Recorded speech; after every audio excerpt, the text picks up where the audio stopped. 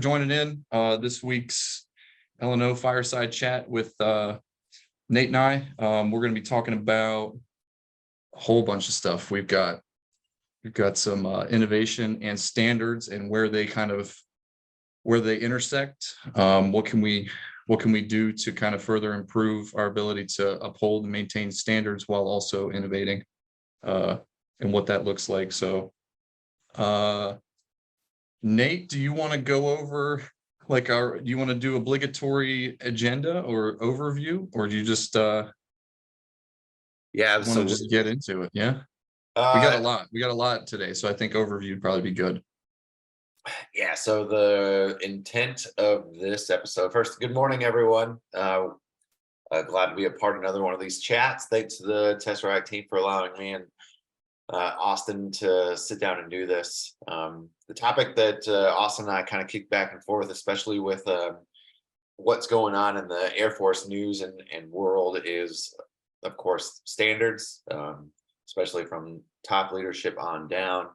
And, being a nerd that I am, I went to policy and found out within the very first Air Force handbook some innovation policy statements that are directly tied to our Air Force core values.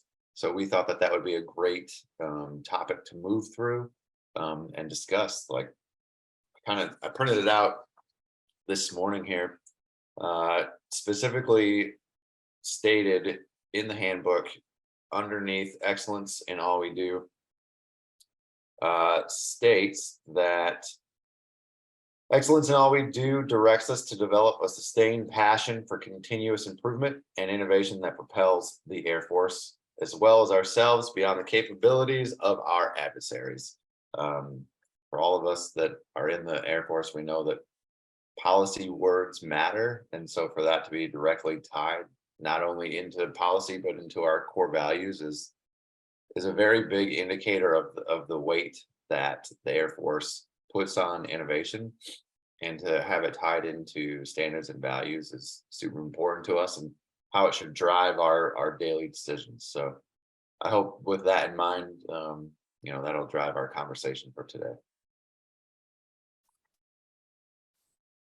Yeah, that's a great way to start, and we can get as deep as we want to get today, but like with all the rest of our shows that we've done, really looking for your comments and questions, insights as we kind of go along and talk about standards. But like from a first sergeant's perspective on standards, right? Like our first kind of welcome to the First Sergeant Academy, welcome to the First Sergeant career field is the saying, hold the line.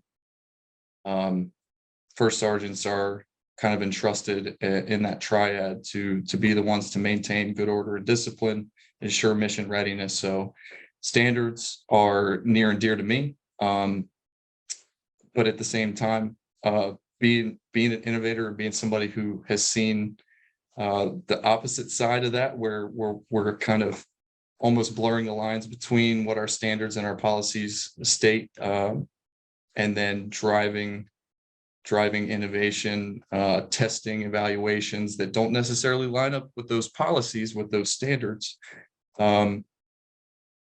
It's tough. It is. I mean, I'll just go ahead and just say it, like it's not easy to do that. If it were easy to do that, we wouldn't be talking about it right now. Right. Yeah. So, but as far as standards go, I think obviously it goes without saying that everyone at every level in the Air Force and across every service branch, we're all responsible for it. It's part of our core values. It's part of who we are. I mean, airmen of 2023 have a lot on their plate, so it's not that it doesn't fall on deaf ears, and I know it's difficult, and I know that standards have changed, and the verbiage has changed between uniform standards, between different policies out there. Things kind of get blurred. The intent of those policies might be a little bit wishy-washy, and people can interpret them in different ways. but that's really up to us then to get together to talk about what right is, and move on that. So that's my intro to that. The diamonds thoughts. No, I like it. Always bringing it back to what is relevant into your day to day. Super important as well. Yep. So, I mean, let me throw a question out to you, Nate. Like, have you ever seen, is there something actionable that you've seen where the standard kind of didn't align with current policies, in what you were trying to get accomplished, right? You were trying to affect some change at your level that kind of went toe to toe with the standards. So I don't have like a super specific detailed example, but I know what I will bring up, and I know this is something that I've talked to Barry about with a lot, especially with standards and policy is not necessarily the the intent of the policy, but some people are stifled by policy giving them more power. When you go into a section and you wonder, well, hey, here's some ideas, or what are your thoughts about doing something like XYZ, and the answer is, well, policy didn't say that I could do something. So it's almost the other mindset of that you're trying to take down is not that people don't feel empowered by the way the policy is written to do the things as long as they're meeting what it says. And I don't know if that's pushing innovation and giving them that power, empowering them to do that, or if it's a local training thing. But it's something that I've heard more than once. I'd be curious to to hear from people in other places if that's something that they face as well, or even as you as a first sergeant, if that's something you've heard in your many different endeavors of trying to do things. Of if policy doesn't give you super black and white of step by step, then people are almost that risk aversion that we've talked about in the last few weeks of, I don't know where I can go, so I'm gonna stop, even though policy is not stopping me. I am stopping me from accelerating change. Yeah, I've seen that. I've seen that a lot. I think it's one of the more difficult things to get past, because that's a mindset shift. Like, I don't know. I always want to bump. I want to bump what the policy says in that respect, where if it didn't tell me that I can't do it, we should be able to move on it. But I do understand that that's kind of a tough pill to swallow for people, and at different levels, there is that avoidance of risk because it didn't blatantly say that I can. So there's like, who's going to have that conversation with their leadership, though? But I think that's where it starts. It's like we need to get together and really talk about policy and understand together kind of what the intent is. Because if something's not holding us to a requirement where we cannot do something, right? We can, at the very least, we can have a conversation about, well, it doesn't say we can't, but what are we willing to do? What are we willing to put forth? How much effort? Get the whipboard out. Like, see, do we have the capacity to, and are we willing to accept a little bit of risk to kind of get this moving in the right direction? So there's challenges. There's certainly challenges, but I think that's kind of that's inherent to innovation anyway. Like, I would be interested to hear from other folks out there too, if they've seen similar issues or similar kind of not made up constraints, but the perception of constraints that may not even really exist. Yeah, I like that. That's how you coin what we're you kind of face perception of reining it in, even though it's not out there. Right. What's a way that we could, I guess, as senior NCO type leaders, that we could try to tackle that and combat those thoughts or those perceptions, I guess, as you coined it. Yeah, how do how do you do that? Because we understand that's one of the barriers, I think, and we can elaborate on that more. How do we do it? Yeah, I think especially for people like us, senior NCOs with a lot of power to inflict change or ideas in the smaller tactical levels, right? Like when you're a leader in those seats, like when you're running a shop or a section, like you do have a lot of power. And I think that's not only as you empower your airmen, of course, but really that's your job to guide them, to let them know, like, hey, here's your right and left lateral limits, here's the yeses and the nos for sure, like, and then from there you got to let people, I'm going to say, fail and grow. That's how they learn, that's how we push, that's how we create these spaces for that stuff to happen, right? And those left and lateral limits are your policy and standards. Like, a lot of people want to say that policy standards and things like that, are restrictive, but we're already discussing and acknowledging that we're restricting ourselves on our own perceived idea of what something might state. And so that's something we need to teach and get away from. I think I want to get rid of failing. It's tough too, because accelerate, change, or lose is real, and it's really resonated with the force, I think, more so than a lot of other calls to action like that. I mean, it's really defined the last couple of years, being in the military for me. Like, that's what we need. We always fall back on that term that was coined. But I want to get rid of failing as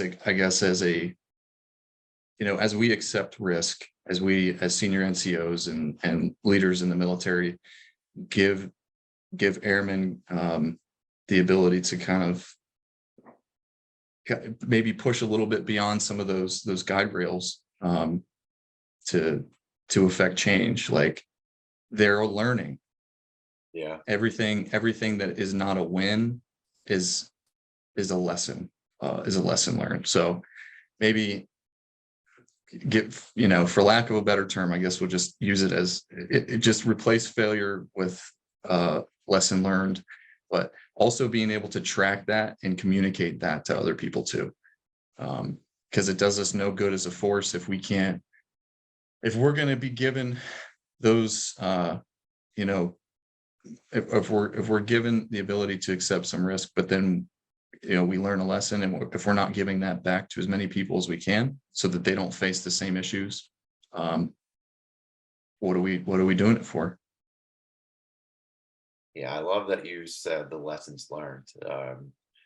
I know in the very few projects that I've got my hands even near, like, probably one of the biggest detractors that you face in feedback from people is the idea that everything has to be this polished, finished product, and then the number one question you'll hear is, well, how is that innovative, and don't you know that we're already doing XYZ?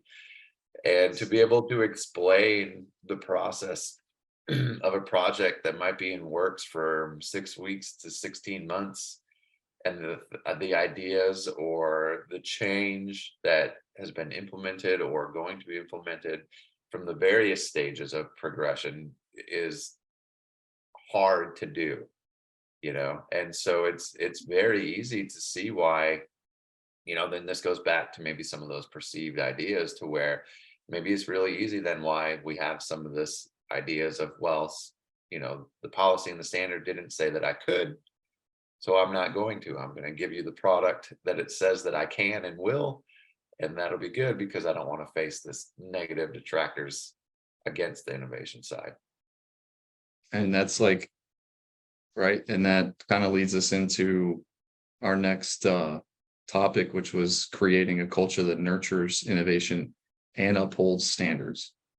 And like, one of the main things that we wanted to talk about was what are some of the strategies that we create that safe space that fosters innovation while we're maintaining those high standards? I think the first thing is to go back and have everyone in your unit at your level kind of on the same page right away.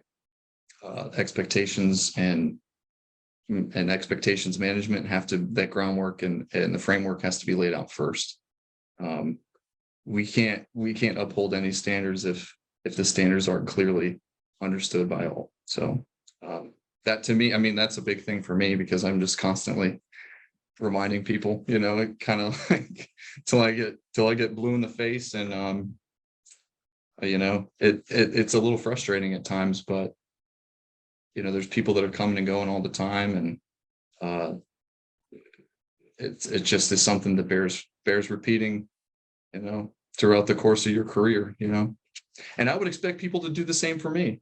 You know what I mean? If I'm not there, being willing to accept some of that, direct criticism or feedback, whatever you want to call it, right? Like, if I'm messing up, I need you to tell me, and I don't care who's telling me.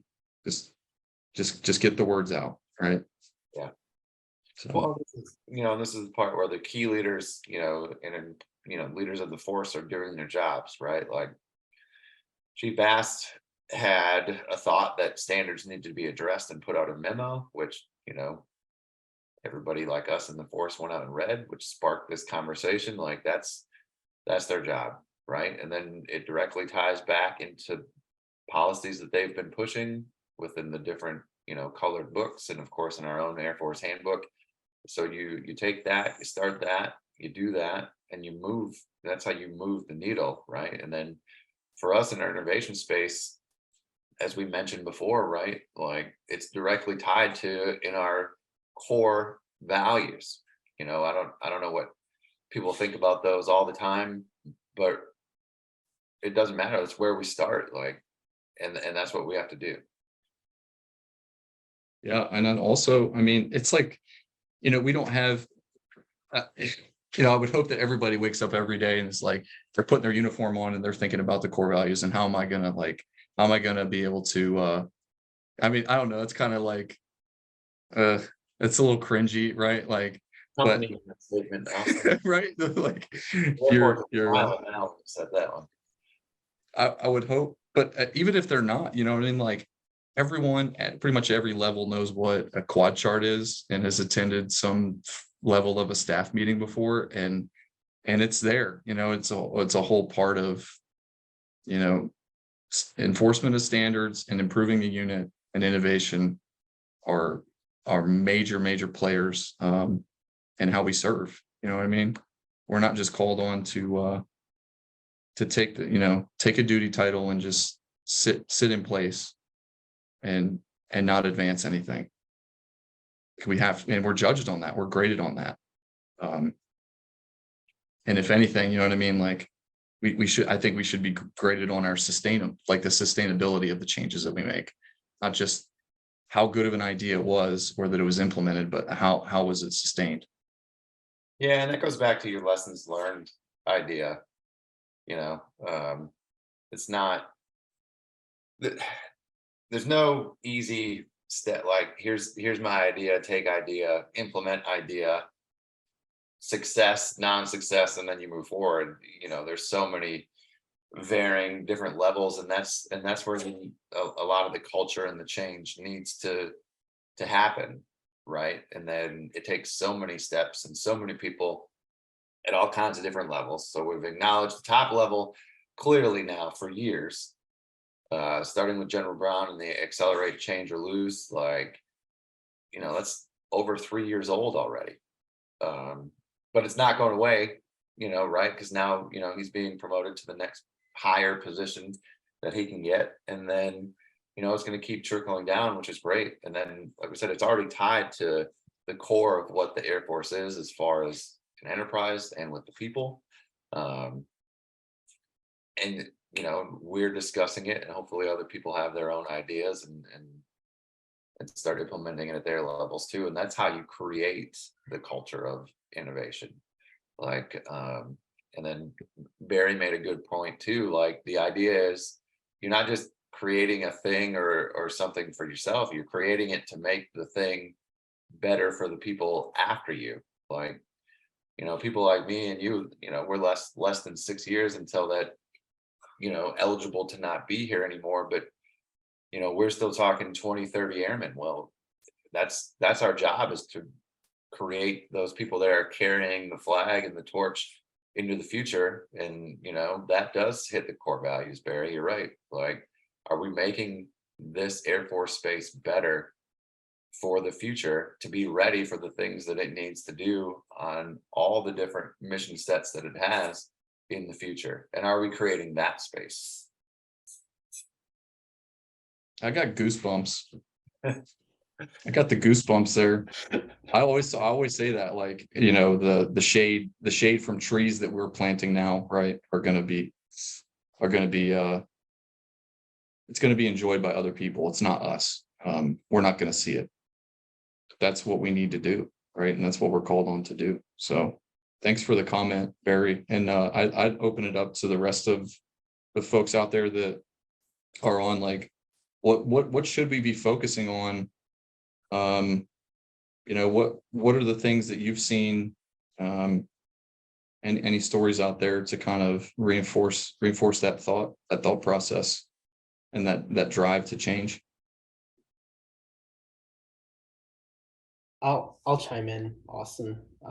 Just off of like with even with Nate's position, kind of dealing with policy and then some of that stuff too, right? Oftentimes there's something that's good. It's proving like it's solving a problem at a unit and it's doing great. And well, let's share the wealth. Let's let MASHCOM know. And then oftentimes we tend to get stuck in our day-to-day, checking the box and putting the ticket back in the box and then checking the box again, right? And we don't realize some of the initiatives that are happening at a unit level or at other bases, and it takes some extra initiative to realize, this is working, and it might be a new solution versus an older solution. And then we get hung up with requirements that are necessary, right? Like, and honing in on like some of those, like the 1067 and so forth, like altercations to existing requirements or so forth, and trying to like make an old thing better or replace an old thing. But it doesn't mean we can't accept risk at a unit level and see what's possible. What can we do to prove the capability? And oftentimes, when we're testing things out at a unit, we get hit up with those questions. Well, did you submit a 1067? Did you do this? Well, the commander accepted risk. We're going with it. We're seeing what can happen, and then we'll go that route. It's interesting when it goes up, and then it's like, well, some of the feedback I've received is, well, you should be testing it out as many bases as possible, because then it can amplify your 1067 in other forms to justify it. And it's interesting hearing that, when oftentimes we use forms like the 1067 and 107 to kind of like create a barrier, like, oh, you cannot pass go. We're stuck here. There is no existing requirement. This is void. So it's interesting because there's a certain amount of perception and bias that goes into all of that, right? Like if somebody's really not in it to make a difference or make a change, they can easily say, hey, your 1067 doesn't mean anything because there's no existing requirement. And then it's back to doing the same thing we did 20 years ago. So it without like saying any kind of specific things, that's just something that I met with constantly. So, yeah. Over to you guys. Yeah. Thanks. Thanks, Phil. I can chime in a little bit here. Yeah, for sure. Yeah. Okay. Yeah. I think what you're seeing is a kind of a cultural shift, right? So all of us, generally speaking, probably joined around the same time, 2007 area, right? And I always joke with people that I joined at the cusp of the Y generation. So the people that trained me, the staffs, techs, and masters that trained me, would never dream to ask why. But then once I started asking why, they started to think, oh, okay, well, and then they would be like, well, because, and we started to phase that well because out, right? And we got into the Y generation, why, right? And the questioning, effective questioning. And I don't want to say my generation's the best Y generation ever, but what we created was a massive cultural pendulum shift into why do we do it this way? And now it's gotten so far that we're trying to slow that pendulum down, because now they're saying, well, why do I have to wear boots, or why do I have to shave, right? And so we're trying to stop that pendulum, and kind of bring those standards back in line, with sort of the old school generation, right? Like, kind of, hey, we can't just ask why, we have to have an effective method, an effective mindset when we go into these. And you'll see it, like you said, the four squares, and if you go sit on any IG briefings or anything like that, accepting risk is a big part of what they're going after, because most of those leaders in those positions are in that Y generation, to where they're saying, this doesn't work for my unit. I understand why it's there, but it doesn't work for my unit. So let's look at that. Let's think about that. Let's see where we can accept risk. Let's see where we can pull back and give our workers the rein to work. And I think that's what we're seeing now, is that we need to stop the pendulum, because the standards are slacking a little bit, because we were the pushers of those staffs, techs, and masters when we were young, asking why. And looking back, I probably asked why questions that had answers, but because I asked why, they got so frustrated with me that they just would never show me the answers. So I went out and found them. And that's how I teach my airmen under me, is like, I'm not going to tell you no, and I'm not going to stop you. I am never a no person, but let's look at why, and go from there. Let's start at a base level and then go from there. Hey, Justin. Yeah, thanks for the comments. Where are you at? I see in New Mexico Air National Guard. Yeah, I'm in New Mexico Air National Guard. Cool. Well, thanks for joining us today. And thanks for the insights. I definitely, like, is it a problem? Yeah, it is. Is it a problem that we kind of created on our own? Yeah, it probably is. And I remember doing the same thing too, as like a new crew chief, getting a TO and reading it on how to service liquid oxygen, or how to perform single point refueling, or do an inspection. And I'm like, well, why do I have to have the book this close to me? And do I have to read every single, why do I have to do that? And, asking why do we have inspection criteria that, for major inspections? Where did that come from? Why? I get it. I do think, yeah, we blurred the lines a little bit between what are we questioning? What's the acceptable level of questioning? Where, like, has it gotten to the point where it's like we're like overly questioning, right? Like, where will we ever actually be able to just provide some kind of direction and get a head nod and move out on it so we can go execute? If it came down to that, I could see, the vision of the future of where we're going to have to move, and we're going to have to do something in a short span of time. And it's not going to be pretty, but we're going to have people just executing directions, right?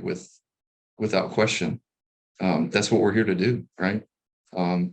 But yeah, at the same time, like, some of the stuff, it is arbitrary, but it's policy, right? Like, as long as we can have those honest conversations, I don't think I've ever ran into somebody whether it's beards and shaving waivers, religious accommodations. I mean, you name it, really. Any standard out there that somebody has to hold themselves to, and that we're accountable to hold them to. They've never, if you just have a conversation at 2 minutes, 5 minutes, whatever, everyone has been able to understand it. They might not like it, right? But then they're like, well, yeah, makes sense. Cool. Copy that, sir. Moving on. So I don't know.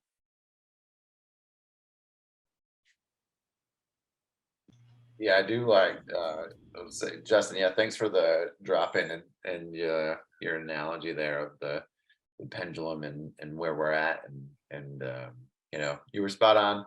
I came in December 06, so right before your 2007 timeline. But yeah, man, spot on with just what I think what we see at our levels, over the courses of our careers is what you're mentioning, the pendulum of the why. Like, our generation got to dip our toes into the why questioning, and then we as supervisors facilitated the complete immersion of the why and embracing it and using it and expecting it to happen.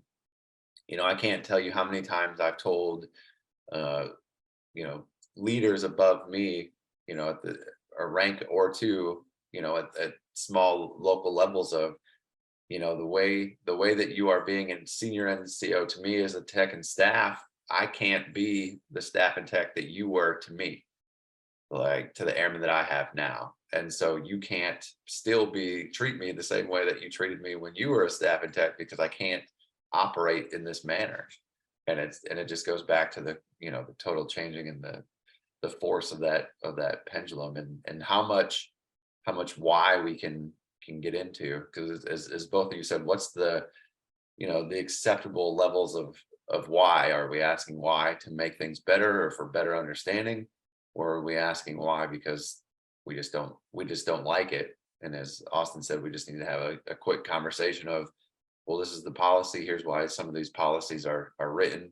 Not everything written and in these documents is great. So what's your idea to change it? And then if that's good, well, here's the avenue to make that happen. And then more teachable moments of what takes place and those type of things. It's a good point too, on the delineation between acceptable why questions. like we've let it flood. We've let it kind of just all come from every which way. But is the why question for a purpose, right? Is to make things better, or is it just a question, right? Just to ask the question. So that's a really good point. As far as like technologies and systems that we can leverage, best practices, we wanted to talk about how emergent technologies and best practices in the Air Force and across the DoD can help reconcile the tension between innovation and standards. I think that's a huge topic. I think we only had a few minutes on the outline for that, but I think that's huge. And that goes directly back to not failure, but lessons learned, and where are they? And what technologies or what best practices can we use to shotgun blast that information out to the entire force? And it just kind of starts everybody needs to start creating a network. If you're in any innovation space and you haven't jumped onto the Tesseract Slack, or if you haven't gone out to try to get involved in some AFWorks evaluations, there's just so many ways to be more involved and communicate across a broader scope of people within the DoD. So definitely would recommend that as a that's it's probably pretty obvious, but it's it's necessary. Yeah, absolutely. I think some of the technologies, at least for, the topics of this episode, kind of goes back to what Barry was talking about, just having a way to see how some small local silo changes can benefit the enterprise as a whole, right? Like the idea isn't that every unit needs to operate the exact same way, but more often than not, if your local good idea is great, other people need it. And finding a way to not bypass some of these roadblocks that he mentioned, but creating a space in an idea or a system that allows us to move past them faster, like accelerating.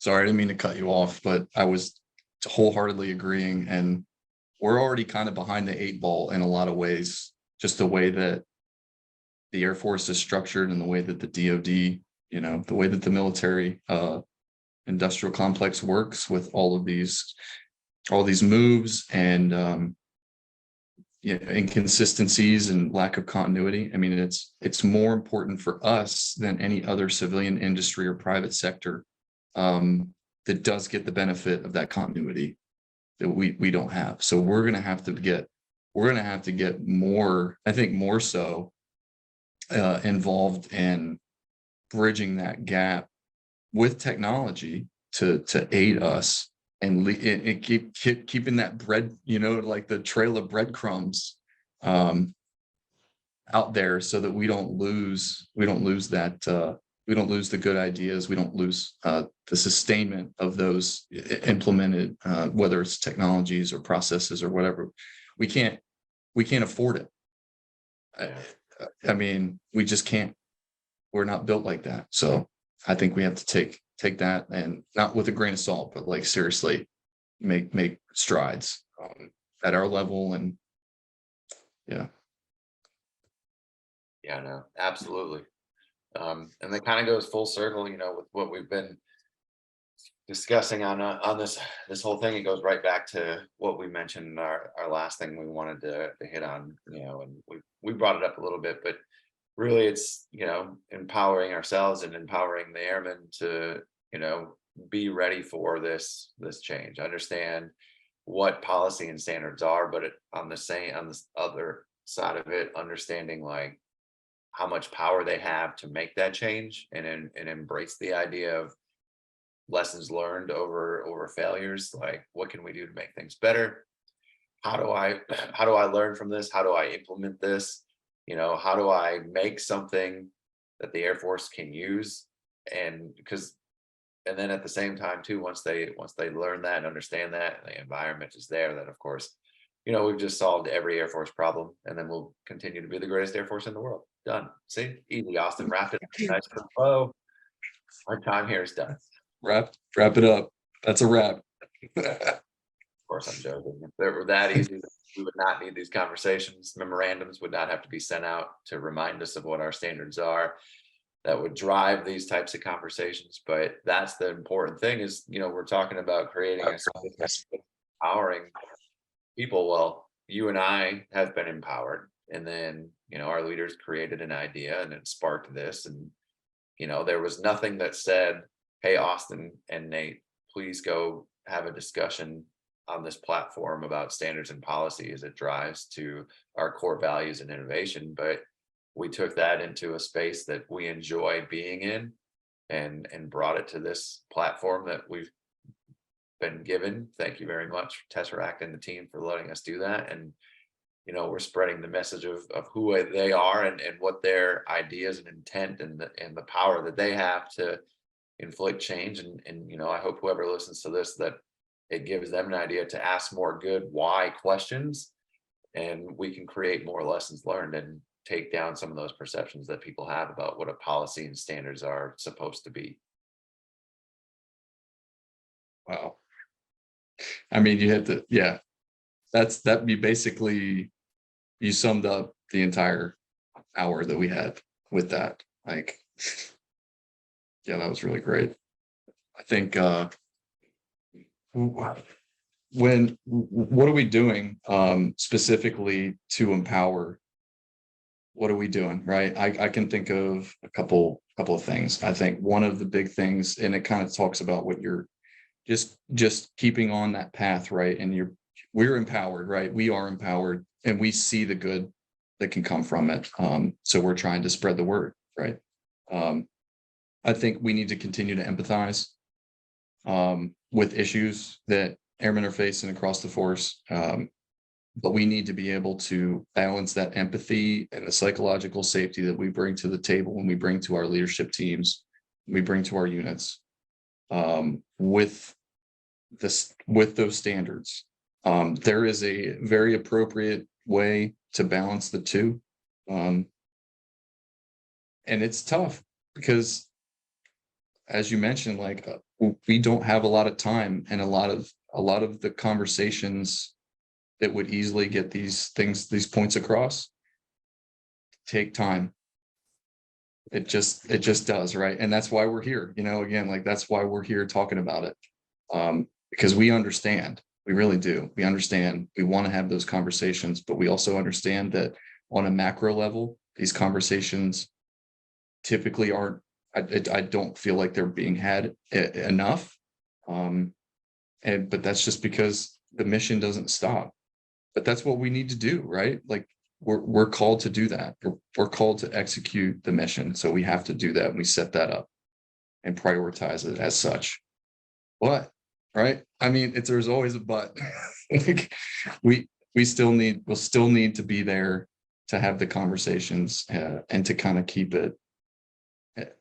If it's not the number one priority, it's still up there, and that we're still continuing to have the conversations and open the dialogue. So Communication is gigantic. Getting to know people, gigantic.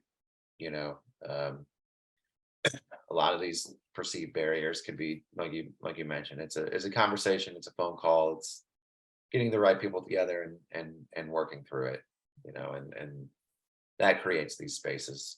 And these types of conversations create those spaces.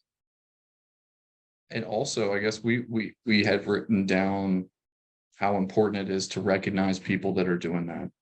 A lot of the time, we've got we've got our quarterly awards, we've got our annual awards. I mean, there's so many awards out there, right? Like if your folks are out there and they really are driving change and they're passionate about this stuff and they're making moves and things are happening from their efforts, right? Please find a way to invest in them. I know that it takes time to build a 1206 and to go back to everything changing all the time and the standards changing. We've got EPBs now and OPBs versus our EPRs and OPRs, and we're going to narrative over bullet format and everything. Like, I understand that it's just something that we're going to have to do, invest our time into learning how to write again. And like get your folks recognized if they're performing. So I see John's got his hand raised. Go ahead, Yes. Hey, thank you. John. Morning. Good morning. One thing I wanted to point out is our society is like everything we do every day is like instant gratification. And I want to thank you, Austin, for saying that we gotta be patient with some of the things that we're working on, because we're so used to that instant gratification at all times that we don't think about, okay, these things had to go through a process, has to be analyzed. We had to determine whether it is a good or bad idea. And I mean, the Air Force, since I joined in 2012, has definitely changed a lot. And the change is happening at the Air Force base, whatever that base is. But definitely the standards and everything are not everything that I came into have changed completely to something completely new, and it's taking some time, and definitely a lot of people sit down and analyze all the issues and thought about it, and having these conversations are definitely driving factors for things to change and things to happen. So when you said that we had to be patient, that's the one thing that I'm like, that is a generational issue that maybe is driving part of the big conversation at the big Air Force level, that people want instant gratification, but we had to be patient. We had to have these conversations. We had to get to the point that we're like, okay, we found somewhat of a solution or a compromise for everybody. And yeah, that's all I wanted to chime in there. Yeah, you're spot on with the instant gratification thing, and it's doubly, triply, quadruply. I mean, it's really hard to have that instant gratification mindset in a bureaucracy, in a system of systems in the network that we work in the DoD. Everything has a process. So I think it's like balancing, the urgency, right? Like the instant gratification, the urgency that kind of comes with that. But also kind of having to table it at times and be patient with procedural and process-based requirements too. So, but yeah, I mean, as long as we're talking about it and we're communicating it effectively, that these things may take time, and always trying to find somebody that you can train and kind of bring up with you too, in case something happens and you PCS or PCA or something, to kind of keep the ball rolling. And yeah, it's huge. I did want to mention too, Nate is dealing with some colds, and he's in Hawaii too. Like, I really appreciate, you. I missed the last one because I had some first sergeant training, required first sergeant training to attend. But Nate's here, and dealing with the struggles of the creeping crud or whatever you got going on, and it's super early in the morning. So just want to say I appreciate you, Nate. You continue to step up, man, and yeah, I appreciate you being on today. Austin, thank you. As you know, I will always take compliments as a form of payment over cash. Okay, so That's what we do. as we wrap up, I'm going to nerd out and go right back to policy as we started our conversation today. As I think this sentence from the handbook addresses a lot of what we mentioned, and it's something that we need to really think about, is the complex undertaking of the Air Force mission requires us to harness the ingenuity, expertise, and elbow grease of all airmen. We approach it with the mindset of respect, pride, innovation, and a continued commitment to anticipate and embrace change. If we can do those things, yeah, right? If we can do those things, we will meet the standards, we will communicate with our people, and we'll be the 2030 Air Force that we need to move forward. I want to share what John had mentioned, like empathizing and being able to communicate, and we've been talking about that a lot. I'll give you an example, right? I knew a chief a couple of weeks ago had an interaction at the dining facility with one of my airmen. So I heard it secondhand from my airman after the interaction had taken place. But the airman had his earbuds in his ear as he was eating. He was listening to an audiobook. The chief had come up to him and said, hey, airman so-and-so, I'm new to the policies of earbuds, and I don't have 2903 out. From my perspective, right, being a 30-year chief almost, I don't think that that's right. But I would encourage you to go and look at the policy and make sure that you're doing the right thing. And then feel free to reach out to me. Please send me an email when you find the policy. Help me understand. And I thought that was awesome, because you're putting the ball in the the airman's court, rather than being wrong. If you're just wrong and then you're saying like, well, this is what I remember from when I read 2903 a year ago. But you're having an open dialogue where it's not a one-way street. This is now we're creating a community almost between everyone. So I thought that was that was really huge. And I ended up reaching out to that chief and thanking him for that interaction, because one, it was huge for the airmen. And it really changed their perception, because they thought that they were going to get chewed out. And it didn't work out like that. You know what I mean? So yeah, I just thought that was a cool story, and how we can really affect people, you know, one-on-one like that every day. Really crappy way of going about it. If had he gone the other way, right? And that airman's going to respect him more for it, I think. So. Well, then, Definitely. as Austin mentioned, you know, it puts the power in the airmen's hands if they realize it or not. You know, it's not necessarily a homework assignment, but it is, right? And then, but really too, it's establishing a relationship. You know, Yeah. like if you're a smart airman, you realize now I have a email with the chief anytime that I want on policy questions or any type of questions. That's what that chief did. So more than just earbud teach me, it was, you know, now I'm here for the rest of your career if you want it, almost. Yeah, that's right.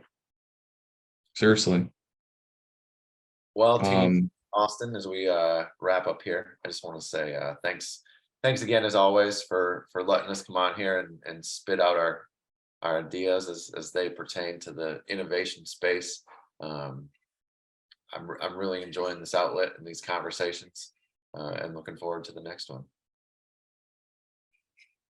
Same here, y'all. Thank you for tuning in again. I'm just so appreciative, and I have so much gratitude for everyone that keeps dialing in, and having this platform to talk with Nate. I think we didn't get to talk too much because it was the 4th weekend, and I know we were all recharging and celebrating freedom, celebrating America, and you know, it's been great though, and I appreciate y'all tuning in. So looking forward to the next one, and we'll do. You know what? Do we have any questions, comments, or anything before we sign off? Just keep doing what you're doing, guys. You guys are great. I love these talks. I love that you guys are on top of the news, and this is what's all about. You know, having these conversations and getting them out there to the world. Appreciate you guys. Looking forward to seeing you next time. Thank you. Yeah, we're looking forward. John knows the drill. That's compliment. So we'll take like, subscribe. Looking forward to seeing the next video. This is it. This is all good. Smash that like button.